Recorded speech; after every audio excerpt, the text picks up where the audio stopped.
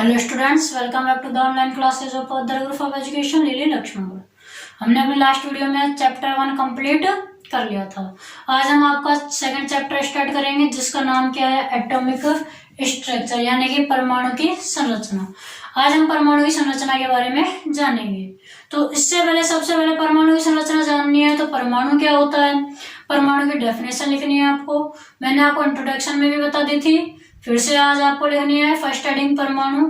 ये रही। परमाणु में आप क्या लिखोगे कि प्रत्येक वह सूक्ष्मतम कण जिसका और अधिक विभाजन नहीं किया जा सकता क्या कहलाता है, परमाणु कहलाता है। यहाँ लिखी हुई है कि किसी भी पदार्थ का वह सूक्ष्मतम कण जिसका और अधिक विभाजन नहीं हो सकता परमाणु कहलाता है। परमाणु सबसे सूक्ष्मतम कण होता है, इसका और अधिक विभाजन नहीं किया जा सकता। ठीक है, आज तक किसी ने देखा ही नहीं है इतना सूक्ष्मतम क्या है, परमाणु है। ठीक है, परमाणु किसे कहते हैं पता लग गया। अब परमाणु के लिए अलग अलग वैज्ञानिक आए जिन्होंने इसकी संरचना के बारे में अपने अपने मॉडल प्रस्तुत किए। जैसे सबसे पहला हम क्या पढ़ेंगे, रदरफोर्ड का परमाणु मॉडल। क्या फर्स्ट हेडिंग होगी आपकी आज, फिर रदरफोर्ड का परमाणु मॉडल। रदरफोर्ड का परमाणु मॉडल क्या होता है, रदरफोर्ड ने परमाणु की संरचना को जानने के लिए एक प्रयोग किया। रदरफोर्ड ने क्या किया, परमाणु की संरचना जानने के लिए एक प्रयोग किया। तो यही आपको लिखना है कि रदरफोर्ड ने परमाणु की संरचना को समझने के लिए निम्न प्रयोग किए। प्रयोग में अब आपको फिर फर्स्ट हेडिंग डालनी है प्रयोग में उसने क्या किया, रदरफोर्ड ने कि अल्फा कणों की बौछार कराई एक सोने की बहुत ही पतली परत पर।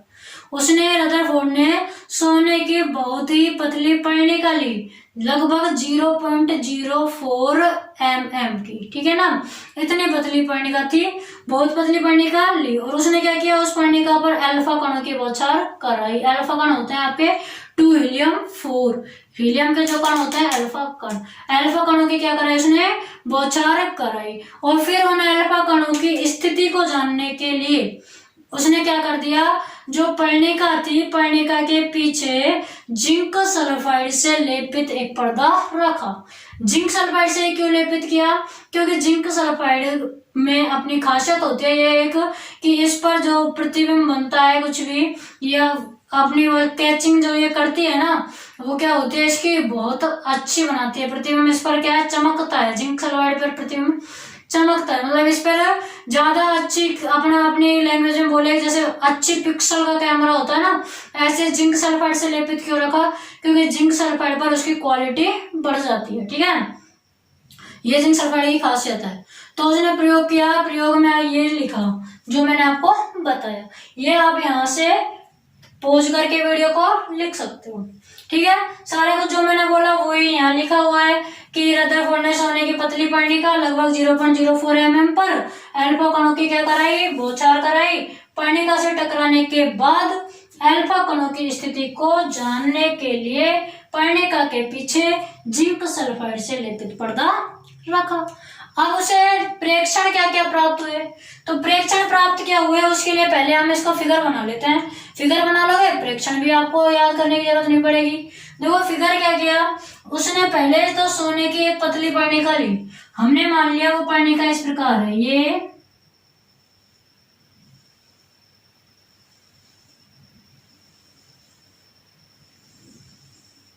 हमने मान लिया ये आपकी क्या है, सोने की पतली पर्णिका है। ठीक है, अब इस पर क्या कराई, अल्फा कणों की बौछार। इस पर क्या कराई गई, अल्फा कणों की बौछार। यहां से अल्फा कण गया। ठीक है, अल्फा कणों की बौछार कराई है।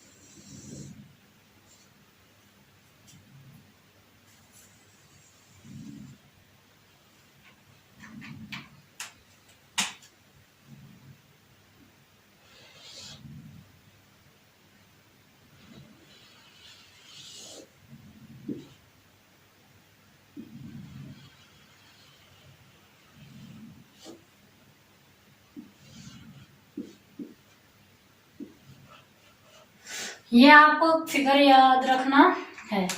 क्या हुआ यहाँ, ये सारे क्या है, अल्फा कण है।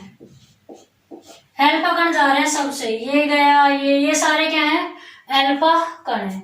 अब अल्फा कणों की जब बौछार करा दी तो हमने क्या देखा कि एक ये बीच वाला है जो यहाँ टकराया, ये तो क्या आ गया, वापिस आ गया।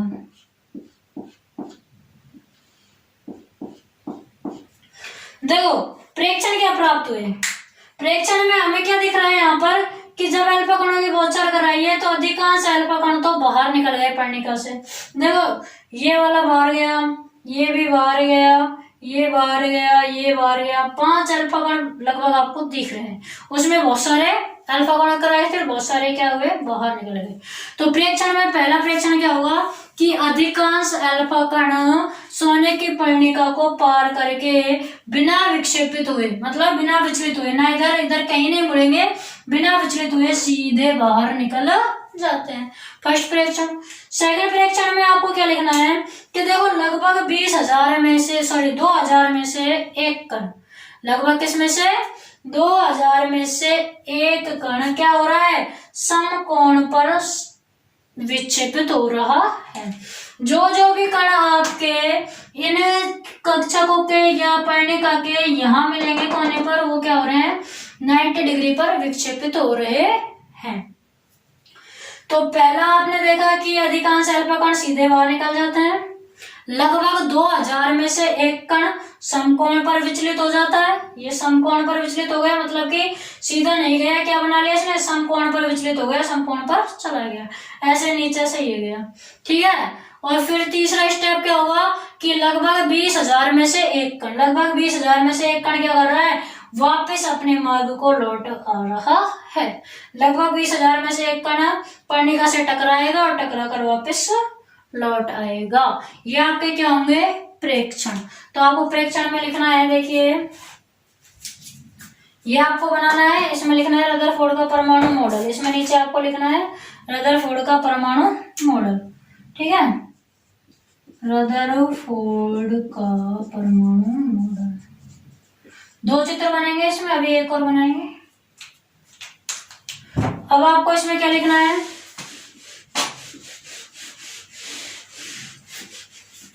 सेकंड हेडिंग डालनी है प्रेक्षण। क्या हेडिंग डालोगे, प्रयोग पढ़ लिया हमने, क्या किया, चित्र बना लिया प्रयोग के हिसाब से। फिर प्रेक्षण हम किसके हिसाब से लिखेंगे, जो आपका चित्र बनाया है उसी के अकॉर्डिंग हमें क्या लिखना है, अब प्रेक्षण। कुछ भी मत रटना, एक बार पढ़ोगे याद हो जाएगा। जैसे मैंने बताया है ये वाला चित्र बना लेना, बस चित्र के अकॉर्डिंग ही लिख देना है,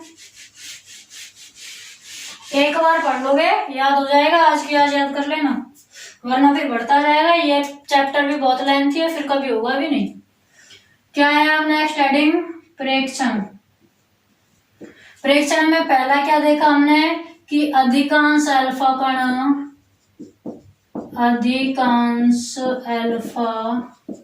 कण पर्णिका से टकराकर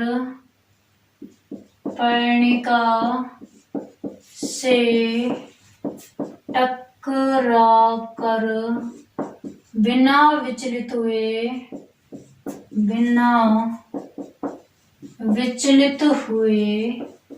सीधे बाहर निकल जाते हैं, सीधे बाहर निकल जाते हैं।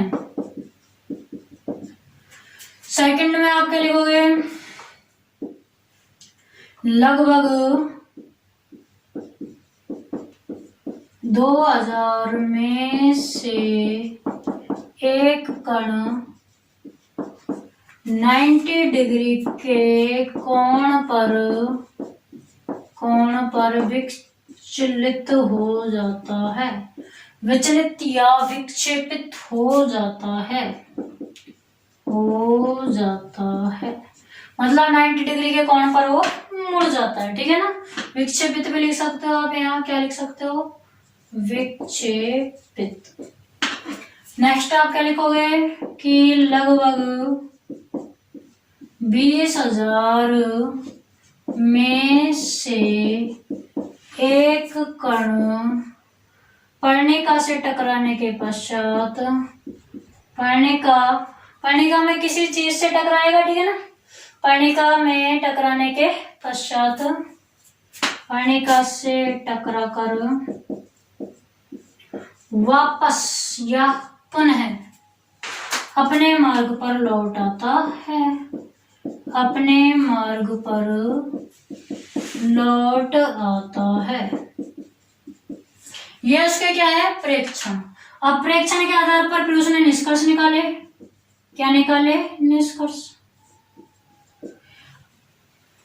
क्या याद रखना है, प्रयोग याद रखना है बस। प्रयोग की 4 लाइनें, वो भी जैसी है कि पर्णिका पर अल्फा कणों की बौछार कराई और उनकी स्थिति को जानने के लिए पर्णिका के पीछे जिंक सल्फाइड से लेपित पर्दा रखा, बस इतना सा।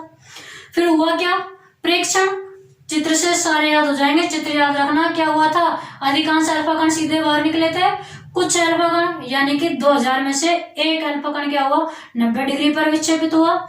और क्या हुआ, लगभग 20,000 में से एक कण वापिस अपने मार्ग को लौट आया। ये प्रेक्षण। अब निष्कर्ष। निष्कर्ष में देखो, अधिकांश अल्फा कण बाहर निकल गए, मतलब कि परमाणु का अधिकांश भाग क्या हुआ, खोखला। खोखला भाग होगा तभी तो बाहर निकल सकते हैं। अगर यहाँ मैंने बड़ा सा ठोस पत्थर रख दिया कुछ बीच में, तो क्या यहाँ से टकरा कर बाहर निकलेगा, क्या यहाँ से टकरा कर बाहर निकलेगा, नहीं, वापस आ जाएगा। ठीक है, तो ये लिखना है कि अधिकांश अल्फा कण बाहर चले गए, मतलब कि अधिकांश भाग क्या है, खोखला। पहला प्रेक्षण हो गया। और किसने क्या देखा कि लगभग 20,000 में से एक कण वापिस अपने मार्ग को आ रहा है। वापिस अपने मार्ग को कब लौटती है कोई चीज, जब उसको बीच में कोई ठोस चीज मिल जाए। तो उसने बताया कि परमाणु के बीच में नाभिक होता है, ठीक है, जिससे टकराने के पश्चात अल्फा कण वापिस लौट आते हैं। यह उसका सेकंड प्रेक्षण है। तो अब हमें क्या लिखना है, प्रेक्षण लिखना है। प्रेक्षण में हम क्या लिखेंगे कि परमाणु का अधिकांश भाग खोखला होता है। सॉरी, प्रेक्षण हो गया। निष्कर्ष में हम क्या लिखेंगे, पहला कि परमाणु का अधिकांश भाग खोखला होता है, खोखला होता है। परमाणु का अधिकांश भाग क्या हुआ, खोखला। सेकंड, परमाणु के मध्य भाग में एक अत्यंत उच्च धनावेशित नाभिक उपस्थित होता है। यह इसका केंद्रीय भाग, इसका किसका, परमाणु का, इसका केंद्रीय भाग अत्यंत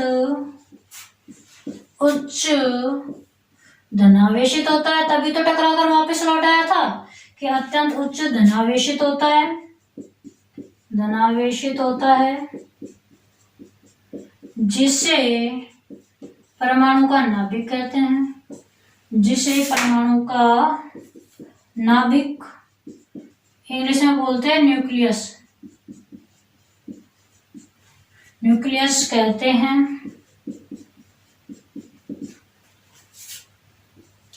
फिर उसने क्या बताया कि प्रोटॉन व न्यूट्रॉन किसमें होते हैं, नाभिक में, आपको भी पता ही है। फिर उसने बताया कि प्रोटॉन व न्यूट्रॉन तो क्या होंगे, नाभिक में होंगे, न्यूट्रॉन नाभिक में, जबकि इलेक्ट्रॉन नाभिक के चारों ओर, नाभिक के चारों ओर चक्कर, इलेक्ट्रॉन क्या करेंगे, नाभिक के चारों ओर वृत्ताकार कोशों में चक्कर लगाते हैं, चारों ओर वृत्ताकार कोशों में चक्कर लगाते हैं, चक्कर लगाते हैं। ठीक है, और इसने क्या बताया, चौथा परमाणु मॉडल इसने क्या दिया, और इसने बताया कि परमाणु का व्यास, इसने क्या बताया कि परमाणु का व्यास यानी कि उसका जो आकार है वो उसने बताया 10 की पावर -10 मीटर की कोटि का, वह व्यास इतना है। तो नाभिक का व्यास, वह नाभिक का उसने बताया 10 की पावर -15 मीटर कोटि का होता है। ठीक है, उसने परमाणु का व्यास भी बता दिया 10⁻⁻10 मीटर, नाभिक का बता दिया 10⁻⁻15 मीटर की कोटि का। ये उसने क्या बताया, अपने निष्कर्ष परीक्षण से जो निष्कर्ष निकले वो सारे उसने ये बता दिए। अब निष्कर्ष निकल गए तो उसने एक चीज और क्या बताई, दो तो आपको समझा दी थी। फिर उसने बताया कि नाभिक बीच में है, नाभिक अत्यंत उच्च धनावेशित है और उस धनावेशित भाग में क्या है, प्रोटॉन और न्यूट्रॉन, जबकि उसके चारों ओर वृत्ताकार कोशों में क्या है, इलेक्ट्रॉन। तो वृत्ताकार कोशों में इलेक्ट्रॉन भी दर्शा दो, बताया था कि रदरफोर्ड के मॉडल में दो चित्र बनाने हैं। अब दूसरा चित्र बनाएंगे, ठीक है। इसका आप स्क्रीनशॉट ले लेना या पोज करके लिख लेना।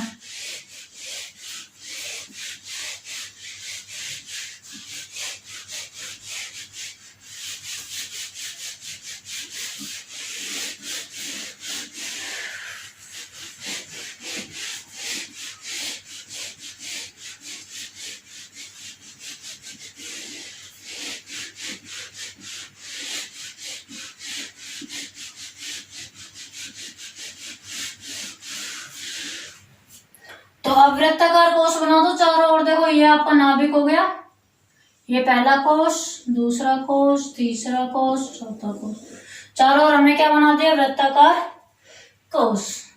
ये आपका नाभिक है, नाभिक में अत्यंत उच्च धनावेशित पाया जाता है, यानी कि क्या होते हैं, प्रोटॉन और न्यूट्रॉन होते हैं। और इसके चारों ओर वृत्ताकार कोशों में क्या होंगे, इलेक्ट्रॉन होंगे। क्या होंगे, चारों ओर वृत्ताकार कोशों में इलेक्ट्रॉन होते हैं, ठीक है। यहाँ पे क्या है, इलेक्ट्रॉन है, क्या है, इलेक्ट्रॉन। चारों ओर वृत्ताकार कोशों में कहीं भी जरूरी नहीं है 3 इलेक्ट्रॉन होते हैं, कहीं भी इलेक्ट्रॉन घूम सकते हैं, ठीक है। अब इनको नाम भी दे दिया, क्या, पहले कोश को के, फिर दे दिया एल, फिर एम और फिर क्या दे दिया, एन। इनको क्या नाम दे दिए, के कोश, एल कोश, एम कोश और एन कोश। देख लेना कौन सा सही आएगा, ये वाला ही आएगा। ये आपका दूसरा चित्र हो जाएगा, ठीक है। अब आपको क्या लिखना है, रदरफोर्ड के परमाणु मॉडल को नाभिकीय प्रतिरूप भी कहते हैं। इसमें आप एक लाइन नीचे लिख सकते हो कि रदरफोर्ड के परमाणु मॉडल को नाभिकीय प्रतिरूप भी कहते हैं। नाभिक के बारे में इसने एकदम सही जानकारी दी, बाकी जानकारी है ये थोड़ी इसकी न्यूज बोर्ड सही करेगा। तो इसको क्या कहेंगे, नाभिकीय प्रतिरूप भी कहते हैं। एक चीज ये याद रखनी है कि रदरफोर्ड के परमाणु मॉडल को क्या कहते हैं, नाभिकीय प्रतिरूप। डायरेक्ट आ जाए कि नाभिकीय प्रतिरूप का मॉडल किसने दिया या नाभिकीय प्रतिरूप को समझाइए, तो वो भी क्या है, रदरफोर्ड के ही परमाणु मॉडल है। मतलब रदरफोर्ड का ही लिखना है आपको। प्रयोग हो गए, परीक्षण हो गए, निष्कर्ष भी हो गए। अब इसकी कुछ कमियां हैं, उन कमियों को भी देख लेते हैं। रदरफोर्ड के मॉडल की क्या क्या कमियां हैं, ये हो गया। अब आपको लिखनी है रदरफोर्ड के मॉडल की कमियां। क्या लिखनी है, रदरफोर्ड के मॉडल की कमियां। रदरफोर्ड के मॉडल की कमियां हेडिंग डालनी है आपको, रदरफोर्ड के मॉडल की कमियां। तो इसमें लिखो, क्लार्क मैक्सवेल के अनुसार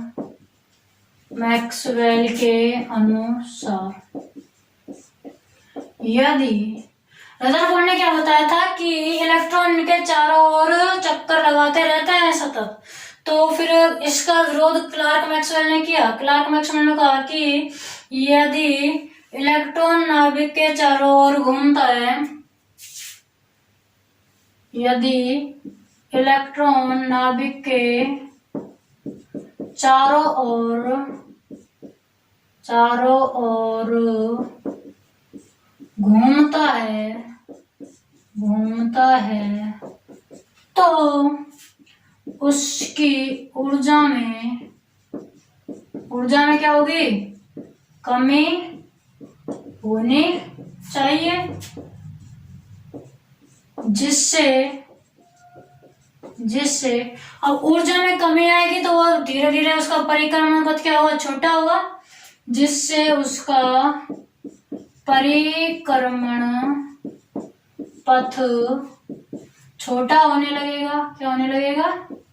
छोटा होने लगेगा। जिससे उसका परिक्रमण पथ छोटा होने लगेगा वह अंत में इलेक्ट्रॉन नाभिक में गिर जाएगा। नाभिक में गिर जाएगा। लेकिन गिरता तो नहीं है। गिर जाएगा, गिरना चाहिए था, लेकिन ऐसा होता तो नहीं है। गिर जाएगा लेकिन ऐसा नहीं होता है। लेकिन ऐसा नहीं होता है। तो ये जो बात थी इसकी, लेकिन ऐसा नहीं होता है, इस बात की रदरफोर्ड व्याख्या नहीं कर सका। रदरफोर्ड इस बात की व्याख्या नहीं कर सका। ये इसके मॉडल की पहली कमी थी।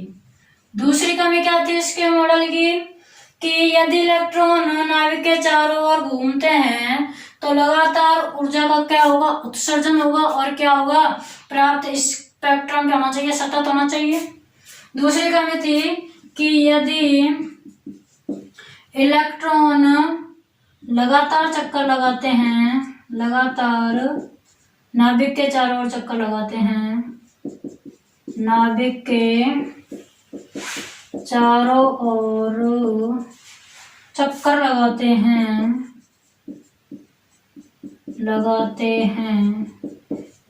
तो लगातार ही क्या होगा? ऊर्जा का उत्सर्जन होगा। लगातार ही ऊर्जा का उत्सर्जन होगा। वह प्राप्त स्पेक्ट्रम सतत होगा। किंतु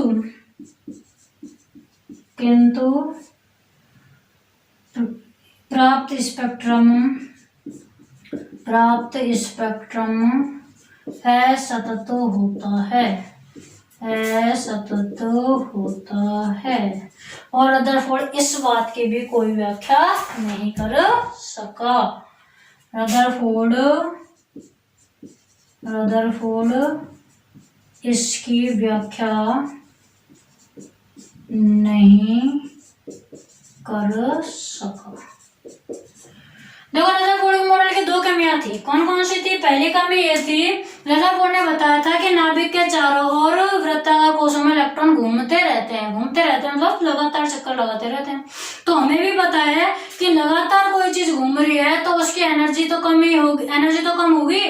कम होने का मतलब बाहर निकलेगी उसकी एनर्जी। ध्यान रखना, एनर्जी कम होने का मतलब एनर्जी बाहर निकल रही है। दोनों के दोनों कमियां इसी घूमने से रिलेटेड हैं। पहला क्लार्क मैक्सवेल ने दिया। क्लार्क मैक्सवेल ने यह बोला कि यदि इलेक्ट्रॉन लगातार घूमेंगे तो उनकी ऊर्जा में कमी होगी, और ऊर्जा में कमी होगी तो उनकी परिक्रमण पथ छोटा होने लगेगा। भाई आप घूम रहे हो कहीं, फिर आप जब थक जाते हो तो फिर आप कम जगह में घूमने लगोगे। आपको घूमना जरूरी है। आप में जब पूरी एनर्जी है तो आप दूर दूर घूमोगे, भाग भाग के, किसी पार्क में भाग भाग के घूमोगे। जब आप थोड़ा थक जाओगे और आपको यह बोला है कि लगातार घूमना है, तो थकने पर आपका परिक्रमण पथ भी छोटा होने लगेगा। पहले दूर दूर तक जा रहे थे, फिर आप पास पास में आने लगोगे। फिर और एनर्जी कम होगी तो फिर और कम कर दोगे अपने घूमने का। तो वही नियम होना चाहिए कि इलेक्ट्रॉन अगर लगातार चक्कर लगा रहे हैं तो ऊर्जा में कमी होगी, परिक्रमण पथ उनका छोटा होगा, और एक टाइम ऐसा आएगा जब उसकी एनर्जी बिल्कुल लो हो जाएगी और वो नाभिक में गिर जाएगा। लेकिन गिरता नहीं है, कभी नहीं गिरा, तो रदरफोर्ड इस बात की व्याख्या नहीं कर सका। दूसरी बात फिर इसने क्या बताई कि यदि इलेक्ट्रॉन नाभिक के चारों ओर चक्कर लगाता है तो मैंने बताया कि जब चक्कर लगाते रहोगे ऊर्जा में कमी होगी। कमी का मतलब आपकी ऊर्जा बाहर निकल रही है, और बाहर का मतलब उत्सर्जन हो रहा है।